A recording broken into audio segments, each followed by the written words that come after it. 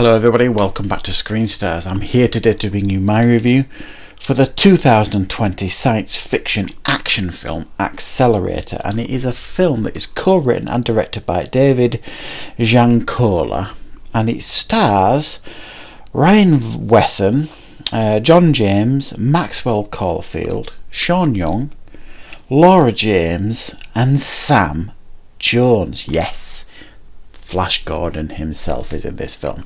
Right, now this is a film that focuses on Ryan Wesson's character, Dane, who is the son of a former car thief, and on the day of his father's funeral he decides he's going to jack a car in memory of his father. However, the car that he's about to steal is ambushed by a scientist, Thomas, who essentially gives Dane this device that can transport you anywhere that you want to go if you think hard enough about it.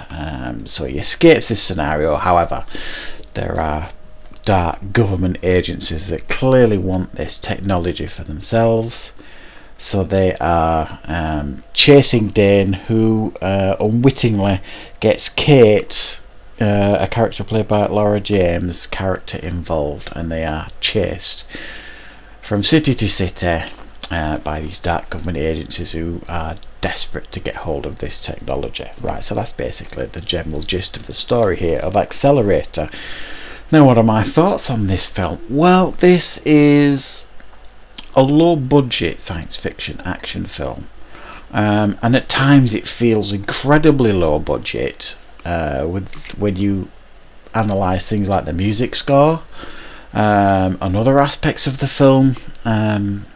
It looks really cheap and low budget, and then they put a bit of effort into things like the car chases and a couple of explosions here and there. So at times it feels like they put the budget in the right places and not enough in some other places. So it's a bit unbalanced as a film in regards to how it looks and feels. Generally speaking, it's one of those films where the names that you recognise, like Sean Young, Maxwell Caulfield, John James, people like that, they're basically cameos in the film. They aren't in it an awful lot. Now, Flash Gordon himself, Sam J. Jones, is in it quite a lot. He plays the bad guy who is brought on board to track down this technology by any means necessary, and he does it with aplomb. He's clearly having a great time making this film, and he is way over the top and hams up every single scene that he's in. So whereas you can't take his performance particularly seriously, he is very aware of the type of film that he's in and completely steals every scene that he's in, and it's quite a fun performance to say the least.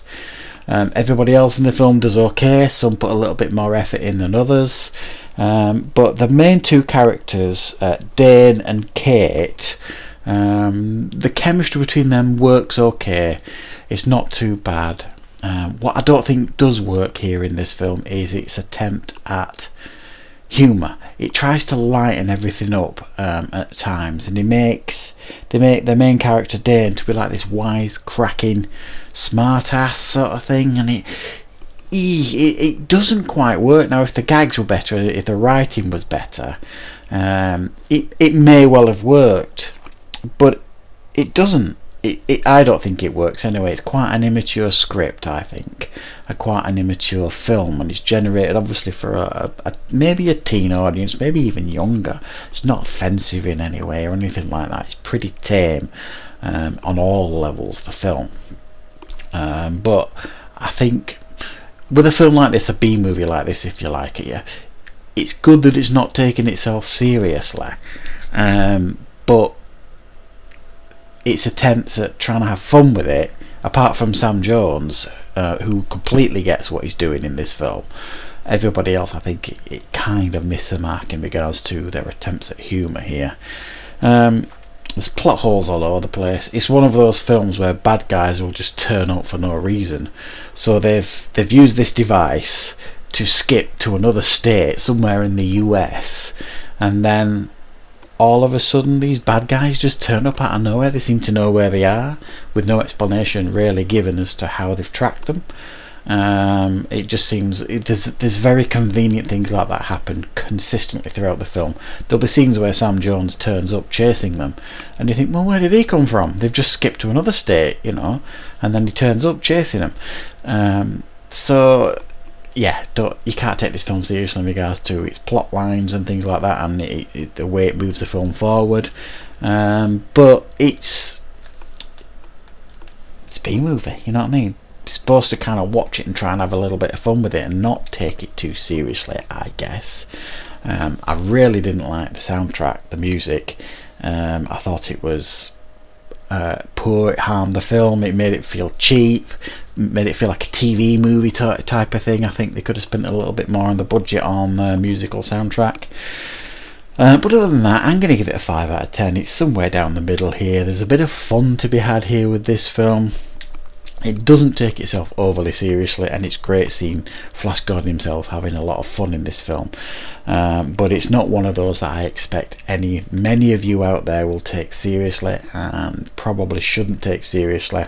And it is certainly not one of those films that you will put on and when you finish watching it think, now that was a really good film, because it isn't. It's one of those that you're supposed to have a little bit of fun with and not take too seriously.